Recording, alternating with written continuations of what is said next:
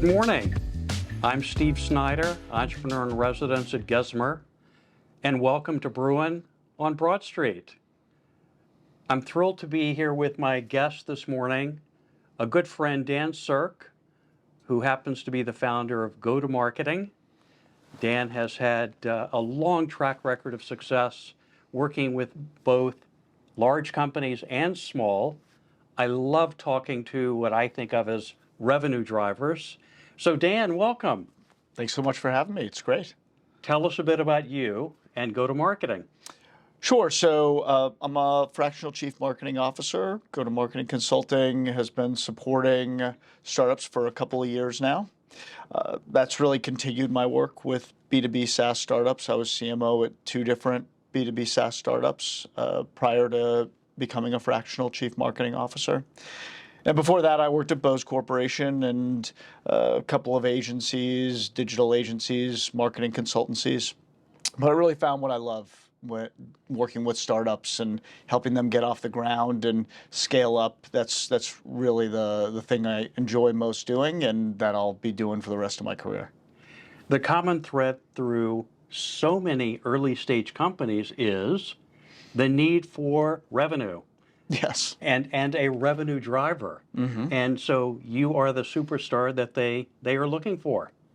Well, I'm sure they're looking for a lot of superstars, and I solve a couple of very specific problems for them most often. And so tell us about those challenges that they typically have, mm-hmm. and how do you help them? Sure. So B2B SaaS startups have a variety of challenges.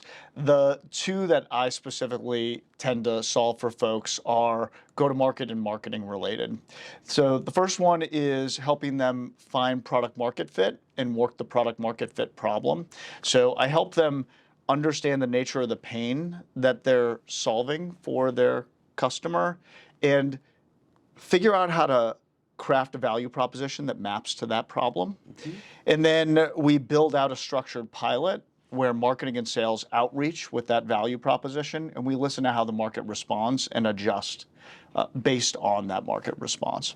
The second problem that I solve is I help the operation really build for scale up. So most of these B2B SaaS companies, once they have product market fit, need to double or triple in size in a year. And you can't do that just operating at a tactical level. So I installed a strategy, the structure, the process that's necessary for them to get to that exponential growth. So you've helped us focused on product market fit, mm-hmm. and hopefully that leads to a bigger, very positive challenge, mm-hmm. of exponential growth. Mm-hmm. Tell us about that challenge and how you help companies with that.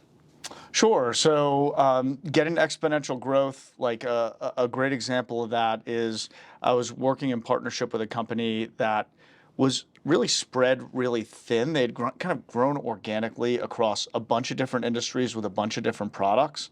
And you can't scale spread really thin like that when you're a small business. So the first exercise we needed to do was really narrow in and say, what are our core markets? What's our core pain points that we're going after? And then building out a marketing strategy and a marketing plan to deliver on their goals overall. So what I had said and what we had done was we had built a plan to say, okay, it's going to take us about 6 months to get to this doubling in size run rate that we were trying to achieve. And we built the plan, put it together, put it in market, and we were actually able to get to that doubling in size run rate within 4 months instead of 6. Mm-hmm. And the great part about it was profitable growth. So they were spending about $12,000 a week to get about $66,000, $67,000 in revenue at a 75% profit margin. So the companies have to grow in a profitable way nowadays. It can't just be growth at all costs. And getting there faster than we anticipated in a profitable way was a really big accomplishment. That rings so true. So often I say to entrepreneurs, experiments are a wonderful thing. What's the worst that happens? if the experiment that you're running doesn't happen as you expect, what's the worst that happen? You adjust and try something else. Yeah, I think the danger is not running the experiments and having people, having everybody do something different and then not really getting the data you need to understand what's working and what's not. So people sometimes go, oh, we'll just hire a bunch of salespeople, throw the product at them and see what happens. And sometimes a salesperson stumbles on a way to sell it, but more often than not, nobody gets to the level of success that's required. And then there's no uniformity to the way people are doing it. There's no uniformity to the value prop, and you've learned nothing because you don't have the data set that's required to understand what's actually happening. And without that data set, it feels like everyone is just very scattered as opposed to having that data set and being very focused. Right. And then you understand, hey, the market is saying, we're saying this, the market's saying this.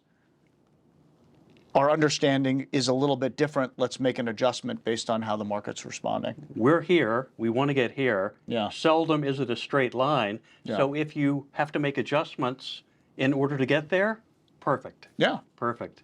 You are so passionate about helping companies grow and scale. Where does that come from? Yeah, I mean,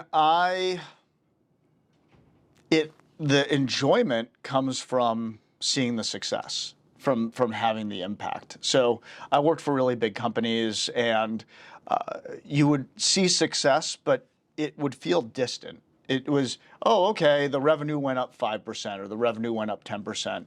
Or you'd work in an agency and you would support folks that way.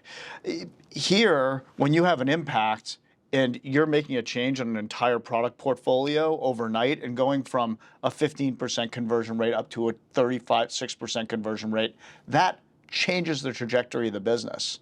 That makes people super happy and super excited about their jobs. And I love bringing that kind of joy and bringing that kind of impact on a day-to-day basis. That's what I'm passionate about. That's what I enjoy, is just having the impact on the business that's required to make it sustainable, make it grow. And when you're not focused on driving revenue, the business side, hobbies, interest, what excites you? So I love hanging out with Steve.